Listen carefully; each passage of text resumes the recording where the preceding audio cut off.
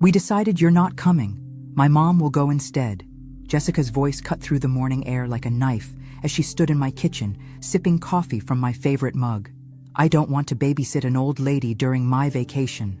The words hit me like a slap, but I kept my face perfectly calm. Thomas, my son, stood behind her looking uncomfortable but saying nothing. Again. My grandson Samuel stared at his shoes, embarrassed by his mother's cruelty. "Have a nice trip," I said simply, turning back to my morning toast. "If you're watching this, subscribe and let me know where you're watching from, because what happened next changed everything." Jessica smirked, thinking she'd won. Oh, honey, if only she knew that her little performance had just handed me the perfect opportunity I'd been waiting for. You see, I may be 68, but I didn't survive 40 years as a trauma nurse by being weak. I learned to read people, to see through their masks. And Jessica? Well, let's just say her mask had more holes than a piece of Swiss cheese. "The resort has a spa, Eleanor," she continued, her voice dripping with fake sweetness. "You wouldn't enjoy all that walking anyway. My mother loves Caribbean cruises, right? Because apparently 68 equals decrepit in Jessica's world. I'd run 3 marathons in my 50s, but sure, walking on a beach would probably kill me." Thomas finally spoke up, but only to enable her. "Mom, maybe next time we can plan something more suitable for you, suitable for me." As if I hadn't raised this man alone after his father died, working double shifts to put him through architecture school. As if I hadn't been the one babysitting Samuel every weekend while they went to their fancy lawyer parties. But who's keeping track, right? "Of course, dear," I replied, keeping my voice steady. "I have plenty to keep me busy here." And I did.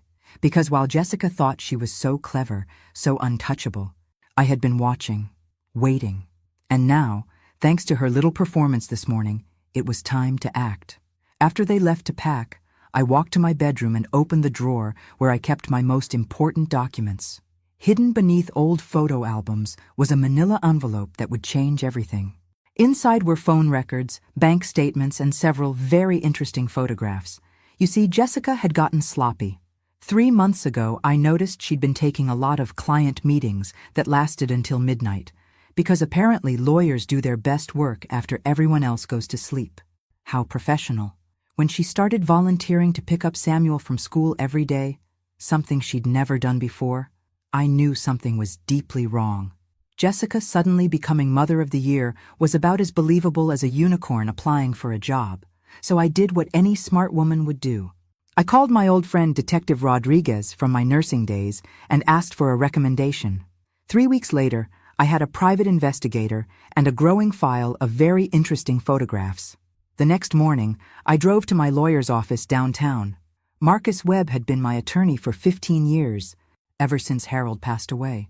He was one of the few people who knew the real reason behind my sudden interest in updating my will. "Eleanor, are you absolutely sure about this?" Marcus asked, reviewing the documents spread across his mahogany desk. "These changes are significant." "Completely sure," I replied, signing my name with a steady hand. "I've had 3 weeks to think about it, and frankly, that's 3 weeks too many."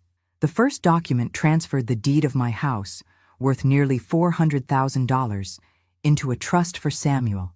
Jessica had been counting on inheriting it when I died. Surprise! Turns out the old lady knows how to use a lawyer, too. The second removed Jessica as the secondary beneficiary on my life insurance policy. Thomas would still get his share, but Jessica's name was erased completely. Poof! Gone faster than her fake smiles when she thought nobody was watching. The third was the most satisfying. I was creating a college fund for Samuel with money from my savings account, an account Jessica assumed didn't exist because she never bothered asking about my finances. Amazing how people who want your money never actually want to know about your money. The timing of this, right before their trip, Marcus raised an eyebrow. "Perfect timing," I corrected. "Have you prepared the envelope?" He handed me a thick manila folder. Inside were copies of all the legal documents, along with the photographs my private investigator had taken. Pictures of Jessica kissing her law partner Richard Hayes in his BMW. Bank records showing she'd been borrowing from the firm's client trust fund to pay for her expensive lifestyle. Phone records proving months of lies. The evidence of financial misconduct is solid, Marcus said quietly. The state bar will have to investigate, and if this goes to the authorities, that's up to Thomas to decide, I replied, though we both knew what would happen. I'm just making sure my son knows who he's really married to. I drove home feeling lighter than I had in months. Jessica thought she could humiliate me, exclude me from my own family, treat me like a burden to be discarded. She was about to learn that underestimating Eleanor Mitchell was the biggest mistake of her life. That evening, I prepared dinner for one and sat in my quiet kitchen, imagining their faces tomorrow at the airport. Jessica would be so focused on her victory, so eager to show off her expensive luggage and first-class tickets. She had no idea that her perfect vacation was about to become the worst day of her life. I pulled out my phone and sent a text to my dear friend Margaret. Tomorrow, the truth comes out. Wish me luck. Her response came immediately. About time. That woman had it coming. Give them hell, Eleanor. Oh, I planned to. The next morning I woke up early and put on my best dress. The navy blue one with pearl buttons that Harold always said made me look distinguished. If I was going to end Jessica's reign of terror, I was going to look good doing it. I arrived at the airport 2 hours before their flight, envelope in hand. The international terminal was buzzing with excited travelers, but I felt perfectly calm. This was the moment I'd been planning for months. When I spotted them at the check-in counter, my heart almost broke. Thomas looked genuinely happy for the first time in years, and Samuel was bouncing with excitement about his first trip to the Caribbean.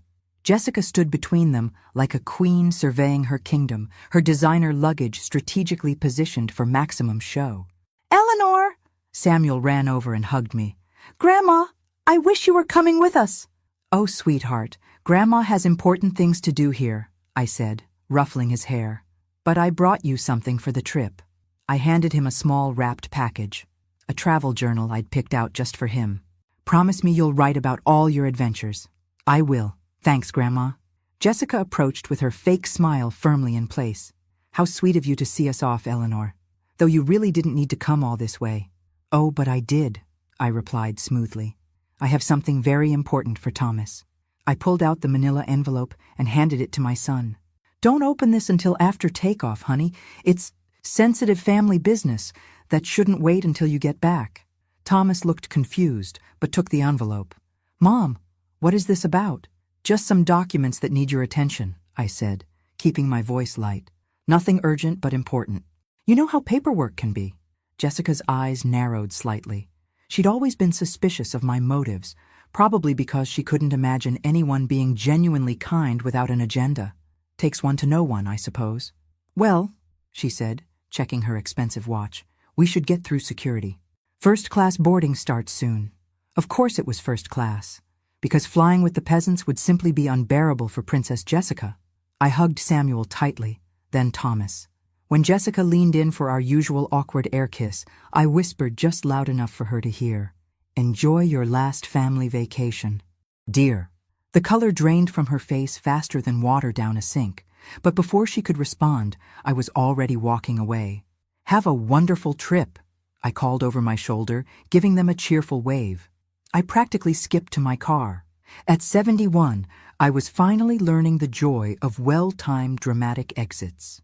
As I drove home, I wondered how long it would take. The flight to Barbados was 4 hours. Thomas would probably wait an hour after takeoff, maybe 2. By tonight, my phone would be ringing, and Jessica's perfect life would be over. I was arranging flowers in my garden when my phone rang. The caller ID showed Thomas's number, and I could hear the airplane engines in the background. Right on schedule. "Mom." His voice was hollow, devastated. "We need to talk." "How was takeoff, dear?" I asked calmly, snipping a rose stem. "I hope the weather cooperated." Just don't." I could hear him struggling not to cry. "Jessica is in the bathroom. She's been in there for 20 minutes since I showed her the photos."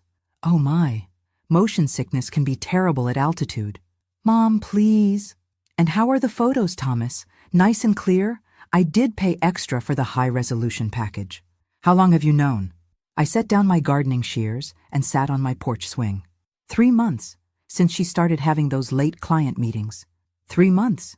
He was quiet for a long moment. "The bank statements. Mom, she stole almost $200,000 from client accounts. She could go to prison." "Yes, she could." And Richard Hayes. I trusted him. We've been friends since law school. I'm sorry. Thomas, I truly am. Are we really turning around?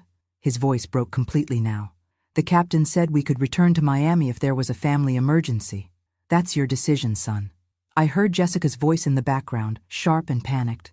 Don't you dare turn this plane around! She's manipulating you! Ah, yes. Because gathering evidence of someone's crimes is manipulation now. The audacity was almost impressive. She says you planned this, Thomas said. She says you're trying to destroy our marriage. Thomas, I said gently, deadheading a particularly stubborn Petunia.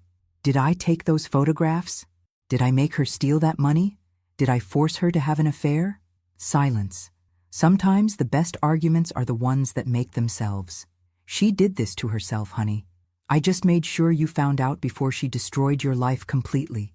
Think of me as a public service announcement. We're coming home, he whispered. Samuel doesn't understand what's happening. He keeps asking why Mommy is crying. My heart ached for my grandson, but this pain was necessary. Better he learn the truth now than grow up thinking it was normal to treat family members like garbage. I'll be here when you get back, I promised. Mom? Thank you. I should have protected you from her years ago. I'm so sorry. You're my son, Thomas. You don't need to apologize for loving the wrong person. After we hung up, I called Marcus. They're coming back. You might want to prepare for some very angry phone calls. Are you ready for what comes next? What? Eleanor? I looked around my peaceful garden, at the home I'd built with Harold, at the life Jessica had tried to take from me. I've been ready for months. They arrived home 6 hours later. Thomas's BMW pulled into my driveway just as the sun was setting, and I watched from my window as they sat in the car for several minutes, clearly arguing. Samuel got out first, running to my door with tears in his eyes. Grandma, why did we have to come back? Mom and Dad are fighting and nobody will tell me what's happening. I pulled him into a hug. Come inside, sweetheart. Let's get you some cookies while your parents sort things out. Thomas appeared at my door looking like he'd aged 10 years. His eyes were red-rimmed, his usual confident posture completely deflated. Where is she? I asked. In the car, making phone calls. She's calling every lawyer she knows, trying to figure out how to spin this. He laughed bitterly. She actually suggested we could work it out if I just forgot about the evidence. And? I told her I'd already called my divorce attorney. Jessica finally stormed up to my door, her perfect hair disheveled, her designer outfit wrinkled from the plane. The mask had completely slipped, revealing the vicious person underneath. Frankly, it was an improvement. At least now she was being honest. You vindictive old witch, she screamed. How dare you destroy my family? My family? I stepped outside, and despite being 24 years older, I felt like I towered over her. Samuel is my grandson. Thomas is my son. You're just someone who married into this family and forgot what respect means. I'm calling the police. This is harassment, stalking. Please do, I said calmly. I'm sure they'll be very interested in those bank records. Ask for Detective Rodriguez. Tell him Eleanor Mitchell sent you. We've become quite friendly. Thomas put his hand on Jessica's shoulder. Jess, stop. Just stop making it worse. She spun around to face him. Worse? She hired someone to follow me. She violated my privacy. You violated our marriage. Thomas's voice finally showed some real anger. You stole money from clients, from people who trusted you. It was borrowing. I was going to pay it back. With what? Richard's money? The name came out like poison. How long, Jessica? How long have you been lying to me? The mention of her lover hit Jessica like a physical blow. She looked between Thomas and me, realizing that her carefully constructed world was crumbling faster than she could rebuild it. Take Samuel inside, Mom, Thomas said quietly. This conversation is over. As I led my grandson into the house, I heard Jessica's voice getting more desperate, more shrill. You can't take my son away from me. I'm his mother. You should have thought about that before you decided to become a criminal, Thomas replied. From my kitchen window, I watched as Thomas loaded Samuel's suitcase into his car. Jessica stood on my driveway, screaming threats and accusations that echoed through the quiet neighborhood. But I wasn't worried. The truth was on our side now, and truth has a way of setting everyone free, even when it hurts. The next morning, my doorbell rang at 7 a.m. I opened it to find Thomas standing there with 2 suitcases and a very confused-looking Samuel. They looked like refugees from the Jessica disaster zone. "Can we stay here for a while?" Thomas asked. "Just until I figure things out?" "This is your home, too," I said, stepping aside to let them in. "Always has been. Besides, I could use some help reaching the high shelves." Samuel ran straight to the kitchen. "Grandma, do you have pancake mix? Mom never makes pancakes anymore." "Of course I do." "Sweetheart, your grandmother believes in keeping the important things well stocked: pancake mix, tissues, and evidence folders." While I cooked breakfast, Thomas sat at the kitchen table staring at his phone. 22 missed calls from Jessica, 31 text messages. I think she's having what you might call a breakdown. Fascinating. I haven't received a single call. It's almost like she finally understands that I'm not someone she can sweet-talk anymore. "What did your lawyer say about the custody situation?" "Emergency hearing next week. With the evidence you provided, he thinks I have a solid case." Thomas looked up at me with something I hadn't seen in years. Respect mixed with guilt. "Mom, I need to ask you something. Anything. How long do you think this will take? The legal stuff, I mean." I flipped a pancake while I considered. "Honey, these things take time, months, maybe longer. Jessica's going to fight this every step of the way." "I know, I keep thinking about how I let her treat you. How I stood there and said nothing when she was cruel to you. You were trying to keep peace in your family. That's what good men do. Good men protect their mothers, too." Samuel looked up from his orange juice. "Dad, are you and Mom getting divorced?" Thomas's face crumpled. "I don't know yet, buddy, but whatever happens, you'll always have me and Grandma." "Will I still see Mom?" "Of course you will. She's still your mother, Samuel. She just made some bad choices." My phone buzzed with a text message. It was from Margaret. "Turn on Channel 7 News, now!" I grabbed the remote and switched on the morning news. The anchor was mid-sentence. Prominent family law attorney Jessica Mitchell was arrested last night on charges of embezzlement and fraud. The State Bar Association has opened an investigation. Thomas dropped his fork. On the screen was Jessica's mugshot, hair messy, makeup smeared, looking nothing like the polished woman who'd humiliated me just days ago. I'd seen classier photos on America's Most Wanted. "She was arrested?" Samuel asked, not understanding. "She broke some very serious rules at work," Thomas explained gently. "Now she has to face the consequences." I turned off the TV and served Samuel his pancakes. "Eat up, sweetheart. Today's a new day." And what a beautiful day it was. I hummed while I cooked, feeling lighter than I had in years. Justice served with a side of maple syrup, my favorite kind of breakfast. But as I watched my family try to process their new reality, I felt a mixture of satisfaction and sadness. Justice was being served, but at what cost? Samuel would grow up knowing his mother was a criminal. Thomas would carry the scars of betrayal for years. Still, when I remembered Jessica's cruel words, "I don't want to babysit an old lady," I knew I'd made the right choice. Some people need to learn that actions have consequences, even if they learn it the hard way. 2 weeks later, I was watering my garden when a black sedan pulled up to my house. 2 people in suits got out. Detective Rodriguez, who I recognized from my nursing days, and a woman I didn't know. "Eleanor, good to see you again," Rodriguez said with a smile. "This is Detective Chen from Financial Crimes. We'd like to ask you some questions about Jessica's case." I invited them in and served coffee, noting how Detective Chen studied my living room like she was trying to understand what kind of person would hire a private investigator to catch their daughter-in-law. "Mrs. Mitchell, when did you first suspect Jessica of financial impropriety?" Chen asked, pulling out a notebook.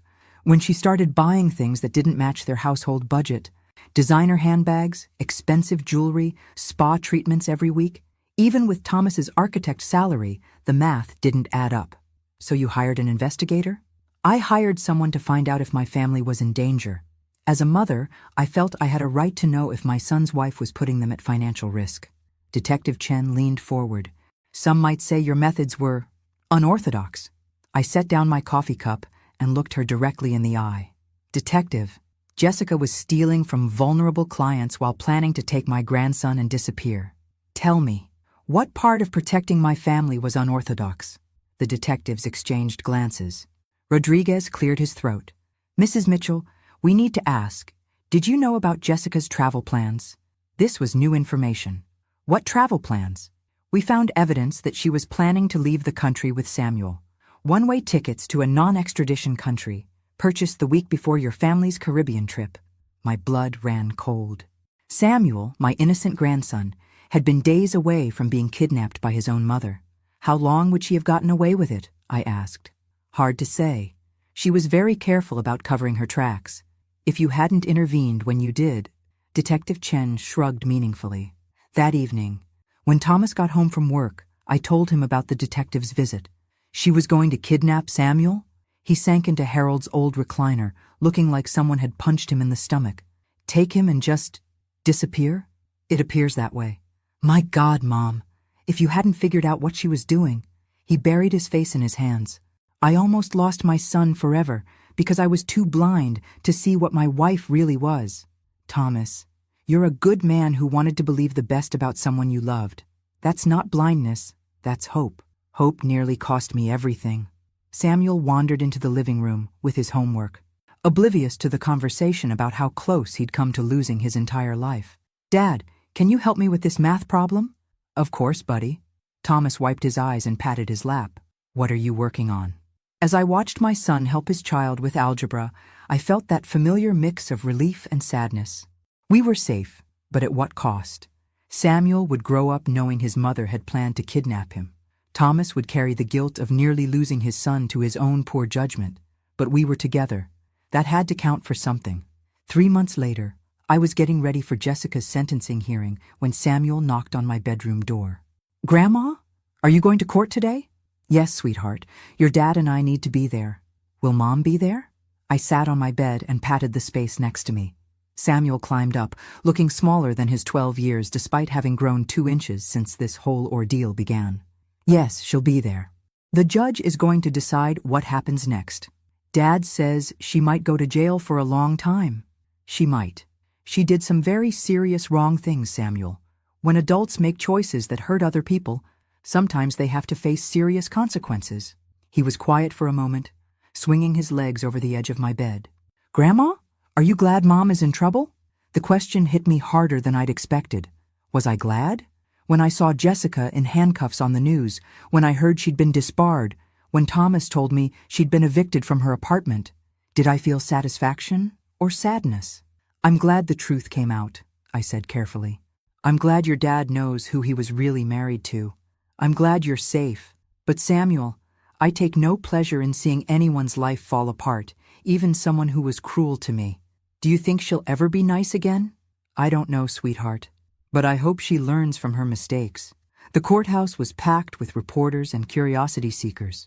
Jessica sat at the defendant's table in an orange jumpsuit, looking nothing like the confident lawyer who'd once ruled our family with manipulation and threats. When the judge asked if anyone wanted to make a victim impact statement, Thomas stood up. Your Honor, Jessica Mitchell didn't just steal money from clients. She stole 3 years of my life, made me an unwitting accomplice in her emotional abuse of my mother, and nearly cost me my relationship with my son. She was planning to kidnap my child and flee the country. The financial crimes are serious, but the emotional damage to my family may never fully heal. Jessica's court-appointed lawyer requested leniency, claiming she was a first-time offender who'd made mistakes due to stress and mental health issues. The judge listened patiently, then spoke directly to Jessica. Mrs. Mitchell, you violated the trust of your clients, your family, and your profession. The evidence shows you planned to flee the country with a minor child, which suggests this was not a momentary lapse in judgment, but a calculated scheme. I sentence you to 3 years in state prison, with the possibility of parole after 18 months. 3 years. It felt like justice, though I found myself feeling unexpectedly sad watching Jessica led away in handcuffs. She'd brought this on herself, but seeing anyone's life completely destroyed is never easy to witness. As we left the courthouse, Samuel asked, Grandma, what happens now? I took his hand. Now we go home and live our lives. Honestly, happily, and with respect for each other. Will you teach me to make your chocolate chip cookies? I smiled. I thought you'd never ask. Can we add extra chocolate chips? Since Mom's not here to complain about sugar intake? Samuel Mitchell, I like the way you think. 8 months after Jessica's sentencing, life had settled into something resembling normalcy. Thomas had moved permanently into my house. We'd converted the old sewing room into his home office. Samuel was thriving at his new school and had made the baseball team. But I'd be lying if I said everything was perfect. Thomas still struggled with guilt over not seeing Jessica's true nature sooner. Samuel had nightmares sometimes about his mother trying to take him away, and I found myself looking over my shoulder more than I cared to admit, wondering if Jessica had friends on the outside who might blame me for her downfall. It was during one of these quieter moments that William Harrison entered our lives. I was pruning roses in my garden when a car I didn't recognize pulled into my driveway. A tall, distinguished man with silver hair got out, carrying a small bouquet of wildflowers that looked like he'd picked them from his own garden. "Mrs. Mitchell, I'm William Harrison. I live 3 houses down, the blue house with the white shutters." "Oh yes, the retired judge. I remember hearing you moved in last spring." "That's right. I was wondering. Would you like to have coffee sometime? I make terrible coffee, but my neighbor Margaret tells me you make excellent conversation." I laughed, surprised by his directness. "Margaret's been talking about me. She mentioned that you're someone who stands up for her family. In my 30 years on the bench, I learned to recognize strength when I see it." I looked at this man. William really looked at him. He had kind eyes behind wire-rimmed glasses, and something about his presence felt genuinely peaceful. "I make coffee every morning at 8, I said. "You're welcome to join me tomorrow. Fair warning, though, my life's been a bit dramatic lately." "I'll take my chances," he said with a warm smile. After he left, I called Margaret immediately. "You meddling old hen," I said, but I was laughing. "What have you been telling that poor man about me?" "Only the truth, Eleanor. That you're the strongest woman I know, and you deserve someone who appreciates that strength." That evening at dinner, I mentioned William to Thomas and Samuel.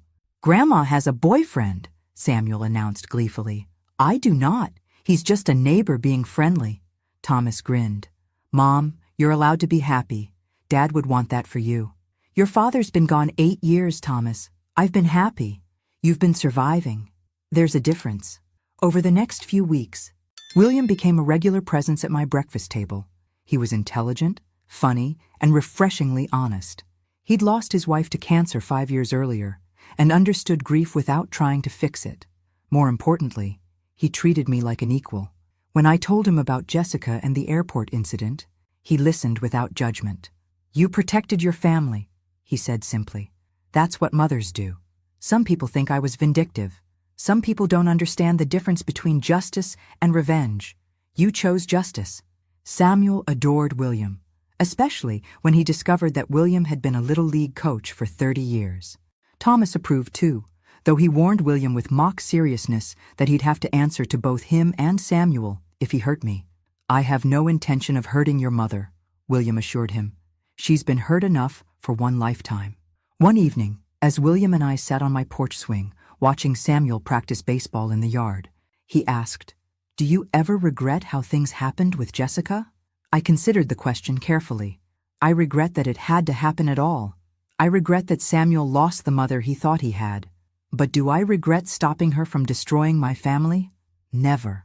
"Good," he said, taking my hand. "A woman who doesn't protect what she loves isn't worth loving." For the first time since Harold died, I felt like I wasn't just surviving. I was living again. 2 years after Jessica's sentencing, I was frosting Samuel's 14th birthday cake when the doorbell rang. Through the peephole, I saw a woman I barely recognized. Jessica stood on my porch, thinner than I remembered, wearing a simple blue dress and carrying a small bag. Her hair was shorter, grayer, and her face looked older than her 44 years. Prison had aged her in ways that time alone couldn't explain. "Hello, Eleanor," she said when I opened the door. "May I come in?" "Samuel's not here. He's at baseball practice with William." "I know. I came to see you." I hesitated, then stepped aside. She entered my living room cautiously, like she was afraid I might attack her. "You look well," she said, sitting on the edge of Harold's old chair. "Prison seems to have taught you manners." She flinched but didn't defend herself. "I deserved that." "You deserved a lot more than that." We sat in uncomfortable silence for several minutes. Finally, Jessica spoke. "I want to apologize. Not because my lawyer told me to, not because I'm trying to get something from you. I want to apologize because I was wrong, and I hurt people I should have loved.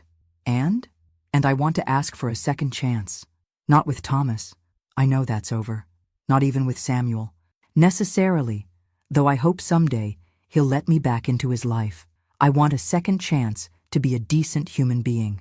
I studied her face, looking for signs of manipulation, the old Jessica hiding behind rehearsed words. But what I saw was something I'd never seen before. Genuine remorse. What do you want from me? Jessica? A job. Margaret told me you volunteer at the free clinic downtown.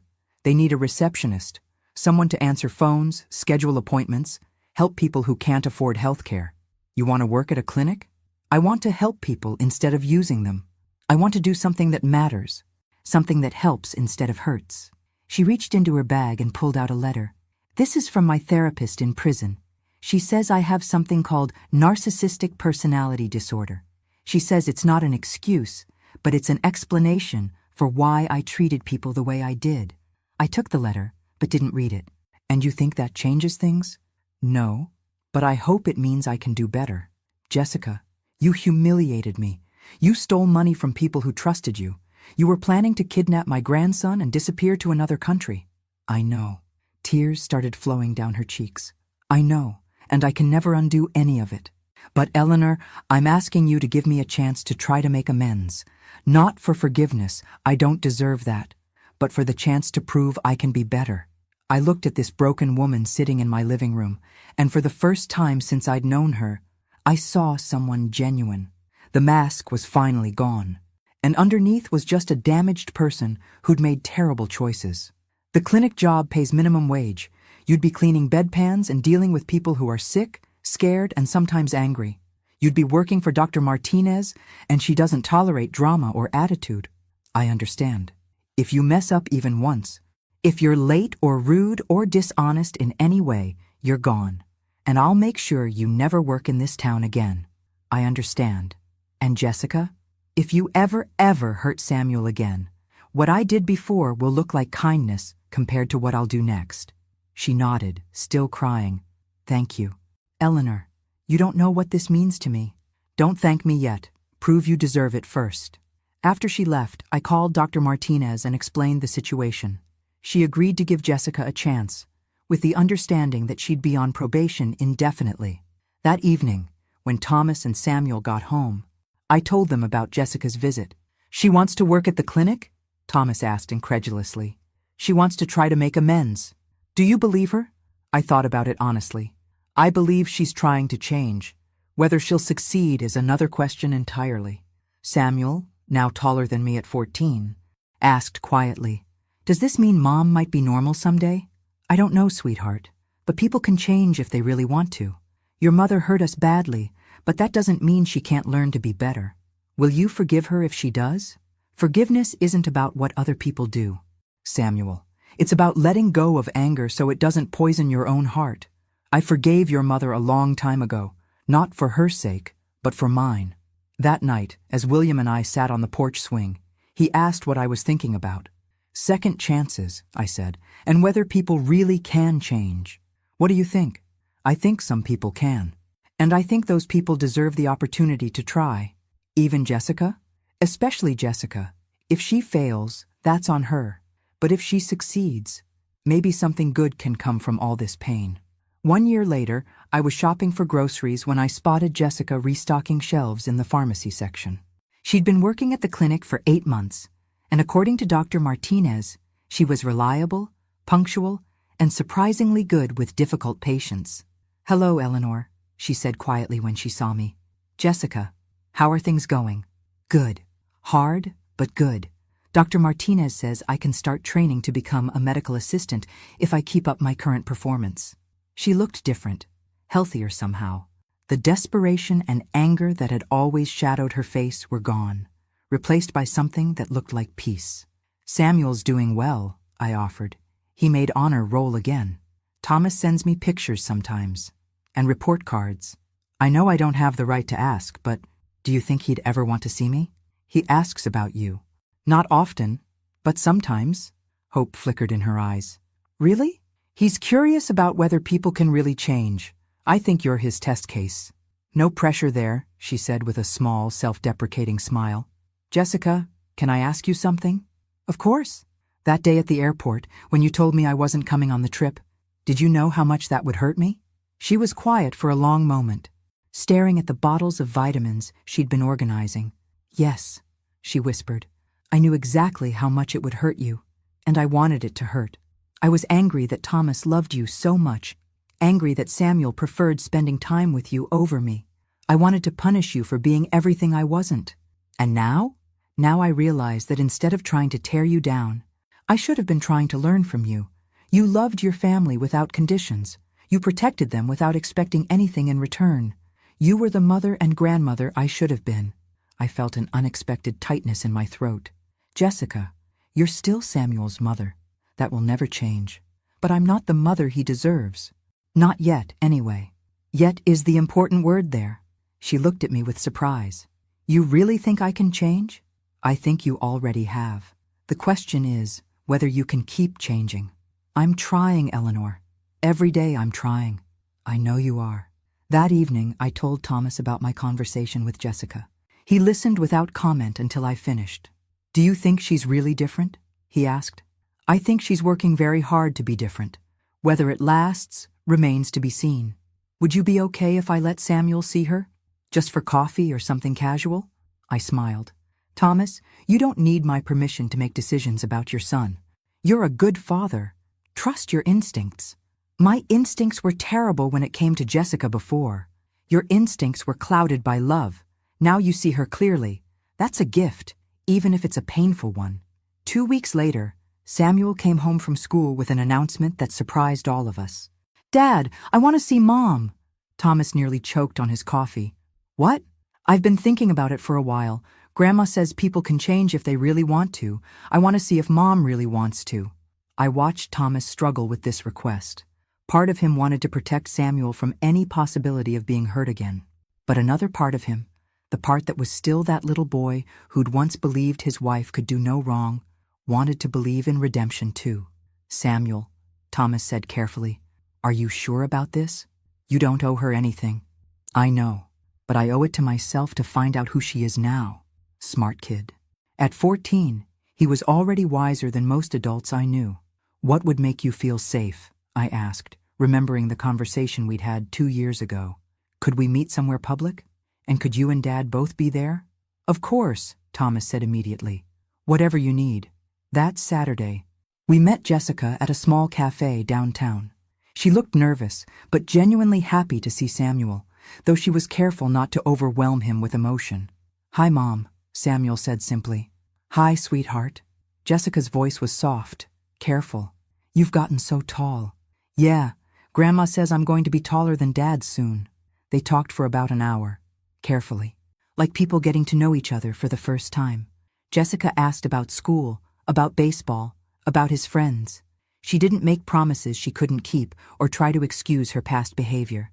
When it was time to leave, Samuel hugged her briefly. Can we do this again sometime? I'd like that very much, Jessica said, tears in her eyes. As we walked back to our car, Samuel was quiet. How do you feel? Thomas asked. Sad, Samuel said honestly, but also hopeful. She seems different, like she's actually listening now instead of just waiting for her turn to talk. That's very perceptive, I said. Grandma, do you think she'll keep changing? I thought about the woman I'd just watched carefully navigate a conversation with her son, putting his comfort above her own need for forgiveness. I think she's trying very hard too. Whether she succeeds is up to her. Thought that was very honest of her. Are you going to see her again? I asked Samuel. Maybe, in a few weeks. She's going to send me letters first so I can get used to talking to her again without pressure. That evening, as our little family sat down to dinner, Thomas, Samuel, William, and me, I looked around the table and felt overwhelmed with gratitude. We'd survived Jessica's attempt to destroy us. More than survived. We'd emerged stronger, more honest, and more appreciative of what we had. Grandma, Samuel said suddenly, I want to thank you. For what, sweetheart? For protecting our family. I know what Mom did was wrong, and I know stopping her was hard for you. But if you hadn't, Dad says we might have lost each other forever. I reached across the table and squeezed his hand. Samuel, family isn't about blood. It's about love, respect, and choosing to show up for each other every day. Your mother forgot that for a while, but she's trying to remember. And you, your father, and I, we never forgot. What about me? William asked with mock indignation. Don't I count as family yet? Your family, I said, surprising myself with how easily the words came. You've been family since the day you brought me wildflowers and terrible coffee. After dinner, William and I sat on the porch swing while Thomas helped Samuel with homework. The evening air was warm, filled with the scent of jasmine from my garden. Any regrets about how everything turned out? William asked. I thought about Jessica, working late at the clinic, slowly rebuilding her life one small kindness at a time. I thought about Thomas, confident and happy in a way he'd never been during his marriage. I thought about Samuel, learning that love requires boundaries and that forgiveness doesn't mean forgetting. You know what I've learned? I said finally. What's that? Sometimes the best revenge isn't getting even. Sometimes it's just becoming the person you were always meant to be. And who were you meant to be, Eleanor Mitchell? I smiled, watching fireflies dance in my garden. A woman who protects what she loves. A grandmother who teaches her family that respect is earned, not inherited. A person who believes in second chances, but never third ones. And a woman who makes excellent coffee, William added. That too. As we sat there in comfortable silence, I thought about that terrible morning 3 years ago when Jessica had announced I wasn't welcome on their family vacation. If someone had told me then that it would lead to this, to a stronger family, to justice served, and to finding love again at 71, I never would have believed them. But life has a funny way of turning our worst moments into our greatest blessings. Jessica had tried to diminish me, to make me feel like a burden to be discarded. Instead, she'd given me the opportunity to show my family exactly who I was. A woman who wouldn't be pushed around, who wouldn't accept cruelty disguised as love, and who would fight for her family with every breath in her body. Thank you, Jessica, I whispered into the evening air. William looked at me curiously. Did you just thank the woman who tried to destroy your family? I thanked the woman who accidentally saved it, I corrected. Sometimes our enemies give us the greatest gifts. They show us exactly how strong we really are. The next morning, I woke up to the smell of coffee and the sound of laughter from my kitchen. Samuel was telling William about his baseball game while Thomas read the newspaper and commented on the terrible state of local politics. This was my family. Not perfect, not without scars, but built on a foundation of honesty and mutual respect. We'd weathered Jessica's storm and emerged intact. And as I joined them at the breakfast table that had witnessed so much pain and healing, I realized something profound. I wasn't just Eleanor Mitchell, the woman who'd been humiliated at an airport.